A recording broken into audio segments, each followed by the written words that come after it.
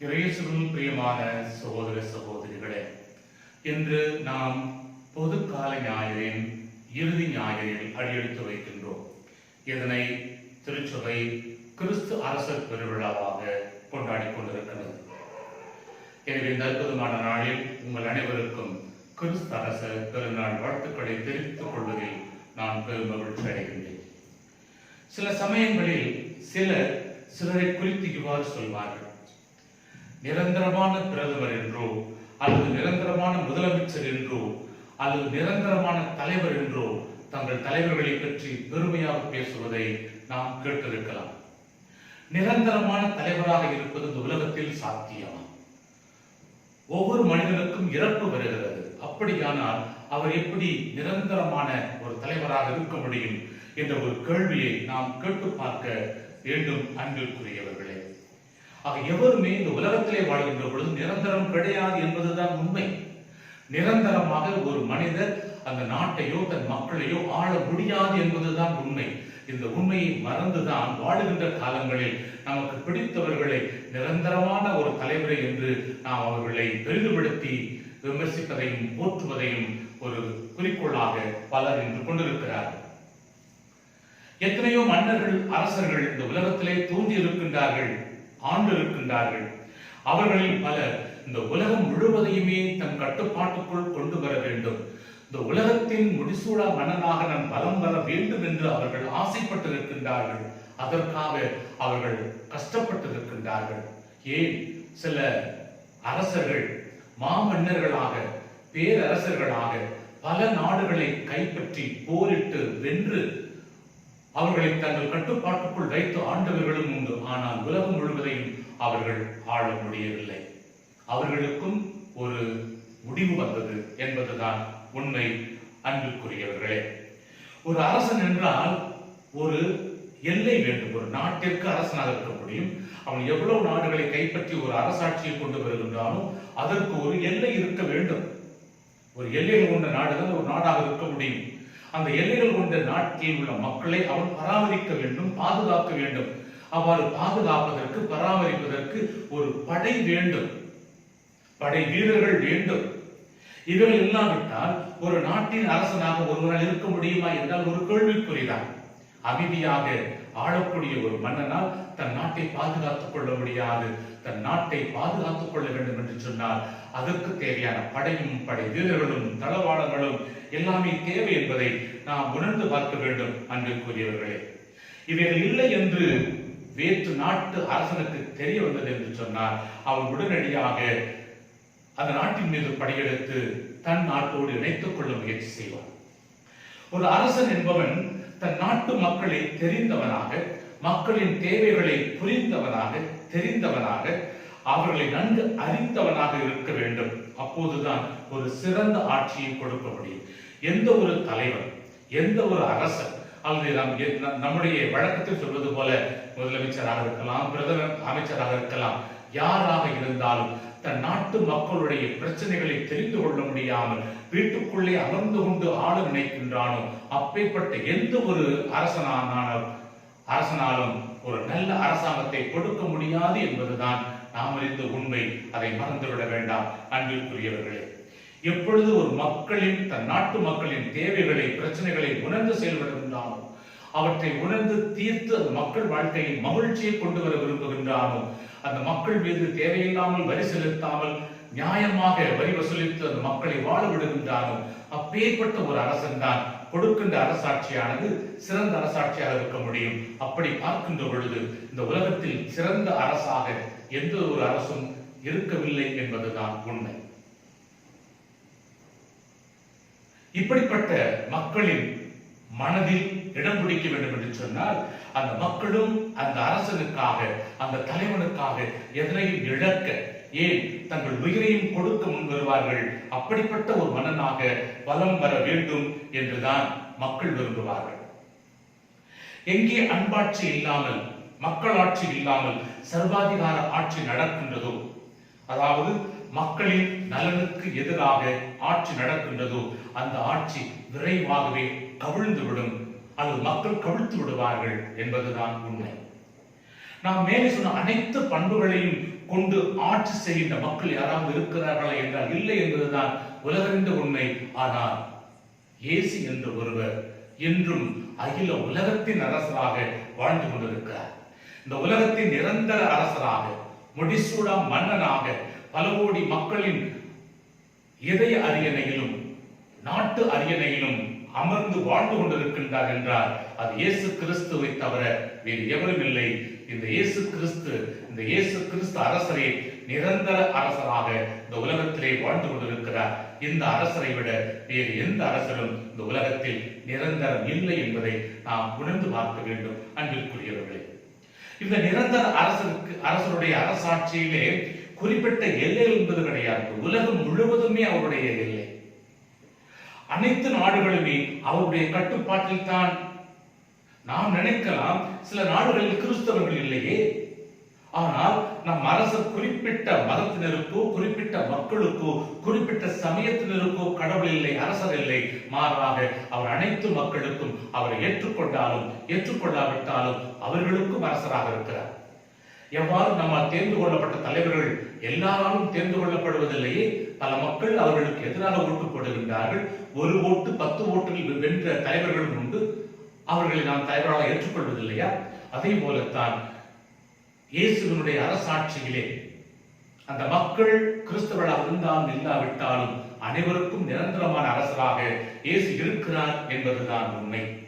ஆக இதைத்தான் திருவெளிப்பாட்டு புத்தகம் அழகாக கூறுகிறது.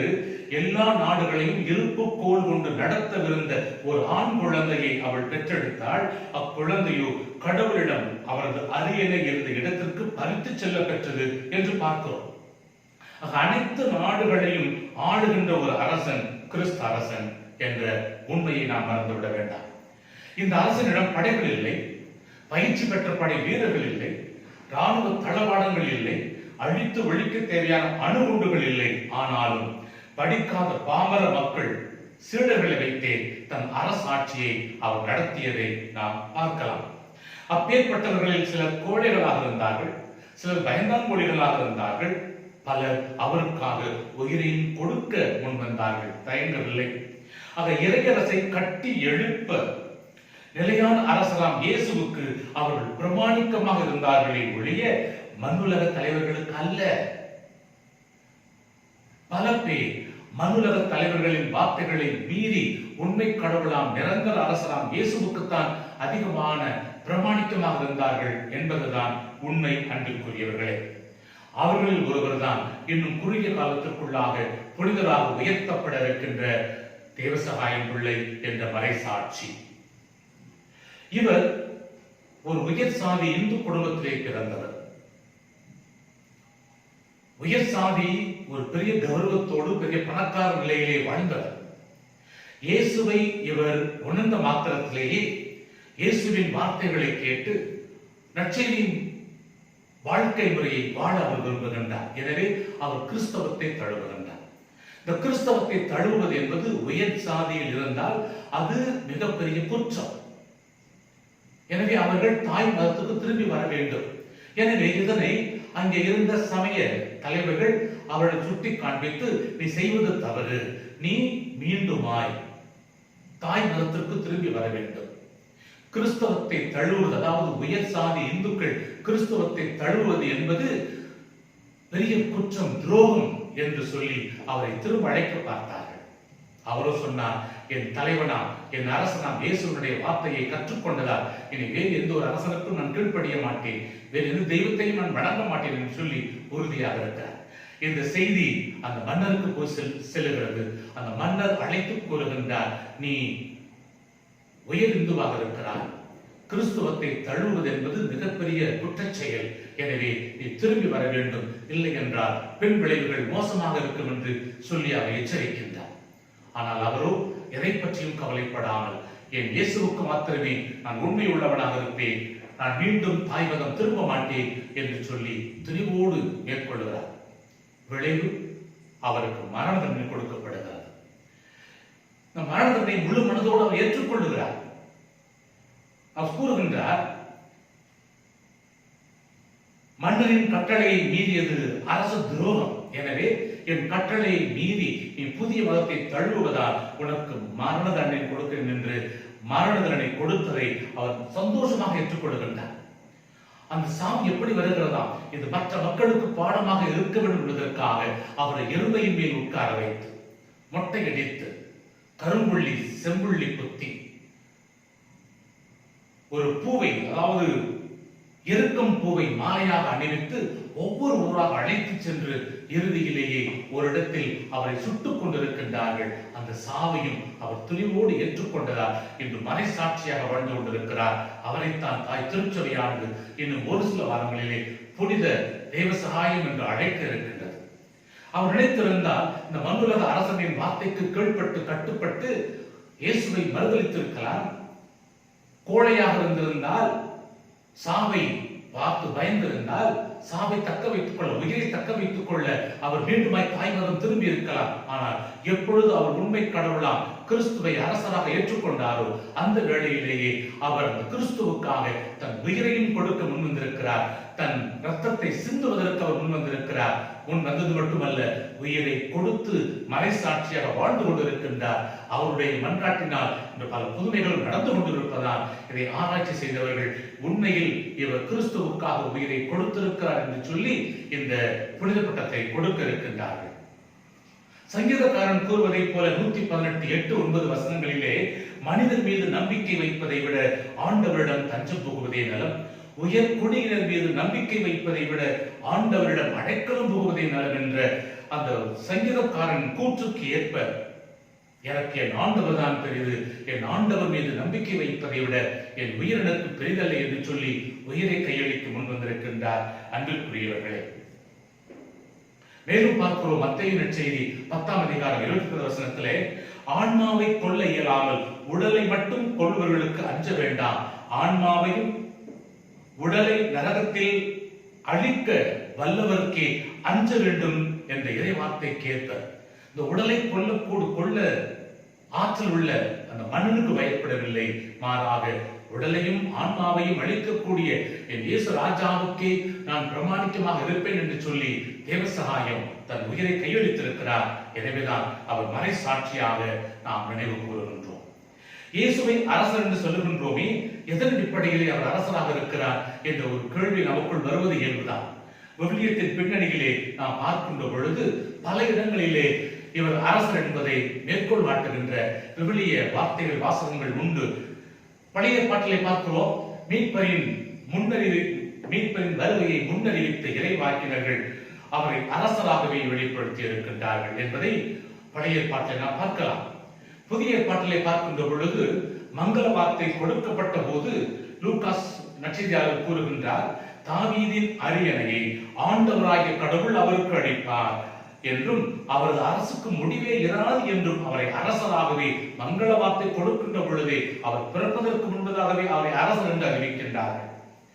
இறையரசு என்ற வார்த்தை விவிலியத்திலே பலமுறை பயன்படுத்தப்படுகிறதா, குறிப்பாக 122 முறை வருவதாகவும் இறையரசு, இதில் 90 முறை இயேசுவே அந்த வார்த்தையை பயன்படுத்துகிறார் என்றும் விவிலிய அறிஞர்கள் கூறுகின்றார்.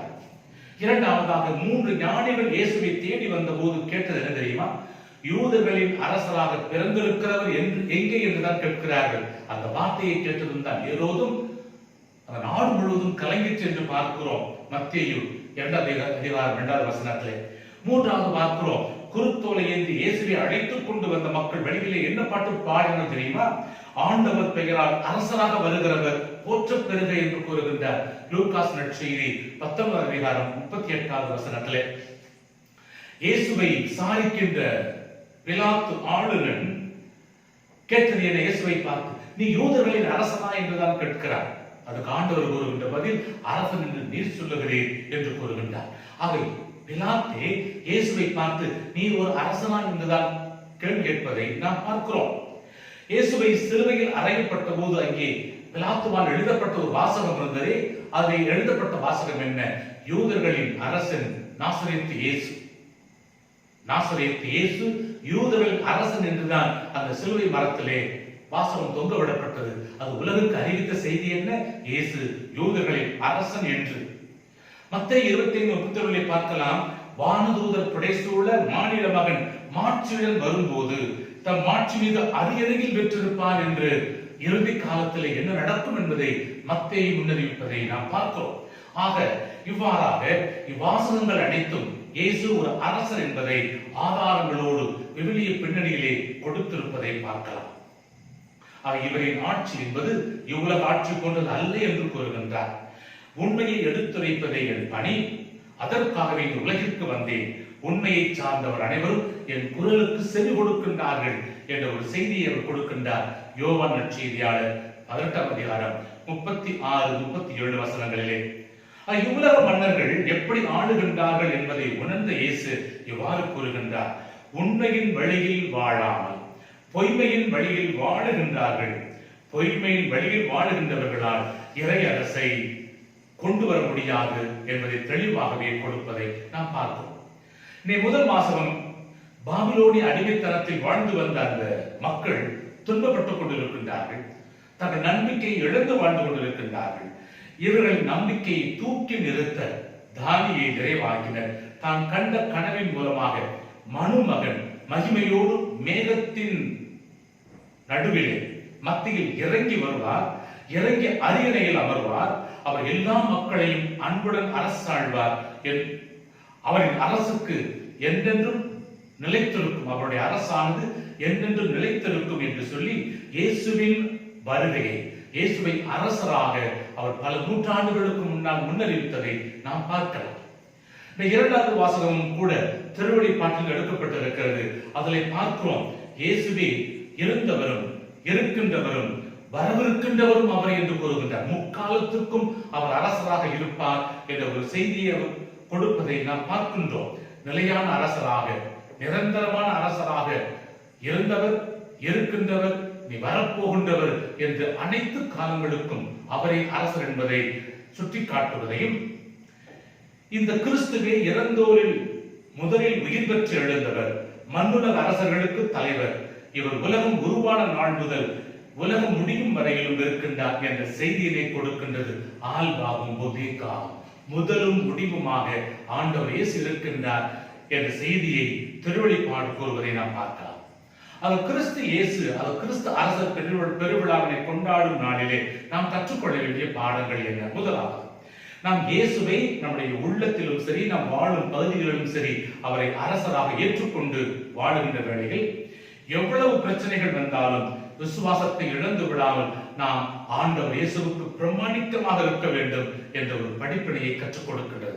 அதுதான் தேவ சகாயம் நம்முடைய வாழ்க்கையிலே நமக்கு கற்றுக் கொடுக்கின்ற பாடமும் அதுதான். நாம் இயேசுவின் அரசாட்சியின் கீழ் இருப்பதால் அவரின் அடிச்சுவற்றை நாம் முழுமையாக பின்பற்றி வாழ வேண்டும். இறைவன் நம்மை முழுமையாக ஆழ்வதற்கு நாம் அனுமதி கொடுக்க வேண்டும். நமது வாழ்க்கையின் ஒரு சில பகுதிகள் மட்டுமல்ல, முழுமையாக வாழ்க்கையின் எல்லா நிலைகளிலும் அவரை அரசராக ஆழ்வதற்கு அனுமதி கொடுக்க வேண்டும் என்ற ஒரு படிப்பினையை கற்றுக்கொள்ள வேண்டும். இரண்டாவது, நம்மை ஆளும் அதிகாரத்தை நாம் கடவுளுக்கு கொடுக்க வேண்டும் அன்பிற்குரியவர்களே. குறிப்பாக நாம் எல்லோருமே ஆண்ட்ராய்டு போன், செல்போன், அலைபேசி பயன்படுத்துகின்றோம். போன் வாங்கியவுடன் சில சமயங்கள் அவர்கள் சில ஆப் கொடுப்பார்கள். நமக்கு தேவையான ஆப்ஸ், அப்ளிகேஷனை நாம் டவுன்லோட் செய்து தரவிறக்கம் செய்கின்றோம். அவர் செய்கின்ற பொழுது அவர்கள் எங்களுடைய நிபந்தனைகளுக்கு கட்டுப்பட்டால் மாத்திரமே பயன்படுத்த முடியும். நீங்கள் கட்டுப்படுதல் என்று கேட்ட உடனேயே நாம் ஓகே என்று சொன்னால்தான் அந்த அப்ளிகேஷன் செயல்படுகிறது. இது போலத்தான் நம்முடைய வாழ்க்கையில் கிறிஸ்துவை ஏற்றுக்கொண்டால் அவருடைய நிபந்தனைகளுக்கு நாம் கட்டுப்பட்டு வாழக்கூடிய மக்களாக இருந்தால் மாத்திரமே கடவுள் நம்மை ஆள முடியும். நாம் அவருக்கு முழு சுதந்திரத்தை கொடுக்க வேண்டும். நாம் அந்த ஆளுமைக்குள் கட்டுப்பட்டு வாழ வேண்டும் என்ற ஒரு செய்தியினை நாம் கற்றுக்கொள்ள வேண்டும் அன்பிற்குரியவர்களே. மூன்றாவதாக, இயேசுவின் அரசாட்சியில் வாழ விரும்புகின்ற நாம் அவரை போல சேவை மனப்பான்மை கொண்டவர்களாக, எவ்வாறு இயேசு பிற மக்களுக்காகவே வாழ்ந்து ஒரு நிலையான இடத்தை பிடித்துக் கொண்டாரோ அதுபோல நாம் நிலையான அரசாட்சியில் பிற மக்களுக்கு சேவை செய்கின்றவர்களாக வாழ வேண்டும். இதைத்தான் இயேசு அவர் கற்றுக் கொடுத்திருக்கின்றார் அன்பிற்குரியவர்களே. நான்காவதாக, கிறிஸ்துவின் அரசாட்சியில் இருக்க விரும்புகின்ற நாம் அந்த அரசருக்குரிய சட்ட திட்டங்களை, அந்த அரசன் கொண்டு வந்திருக்கின்ற அந்த சட்ட திட்டங்களை நாம் மதிக்க வேண்டும், ஏற்றுக்கொள்ள வேண்டும், பின்பற்ற வேண்டும். தன் குடிமக்களிடம் கிறிஸ்து அரசர் எதிர்பார்க்கின்ற ஒரே ஒரு அன்பு கட்டளை இதுதான். நான் உங்களை அன்பு செய்தது போல நீங்கள் ஒருவர் பிறரை அன்பு செய்யுங்கள் என்பதை. அன்புக்குரியவர்களே, கிறிஸ்துவை அரசராக ஏற்றுக்கொண்டு வாழ விரும்புகின்ற நாம் கிறிஸ்து அரசரின் பிள்ளைகளாக உண்மையாகவே வாழுகிறோம் என்று சொன்னால் அவருக்கு பிரமாணிக்கம் உள்ள பிள்ளைகளாக நாம் வாழ வேண்டும். ஒருவர் பிறரை அன்பு செய்ய வேண்டும். நாம் கிறிஸ்துவை இதய அரியணையில் அமர வைக்க வேண்டும். அப்போதுதான் கிறிஸ்து அரசர் நம்மில் வாழ்வார், நம் சமுதாயத்தில் வாழ்வார். நம் மூலமாக அவர் இறையாட்சி எல்லா இடங்களுக்கும் பரவும். அப்பேற்பட்ட இயேசுவின் போர் வீரர்களாக, இயேசுவின் படை வீரர்களாக, இயேசுவுக்கு பிரமாணிக்கமாக இருந்து அவரை முழுமையாக பின்பற்றி வாழ, பணி செய்து வாழ தேவையான வரத்தை இந்த நாளிலே உங்கள் ஒவ்வொருவருக்காகவும் ஜெபிக்கின்றேன். கிறிஸ்து ராஜா வாழ்க, கிறிஸ்து அரசு வருக. இந்த நாள், இந்த வாரம் முழுவதும் உங்களுக்கு இனிமையான வாரமாக அமைய உங்களுக்காக ஜெபிக்கின்றேன். புதிய திருவழிபாட்டு காலத்தில் மீண்டும் உங்களை சந்திக்கின்றேன். God bless you.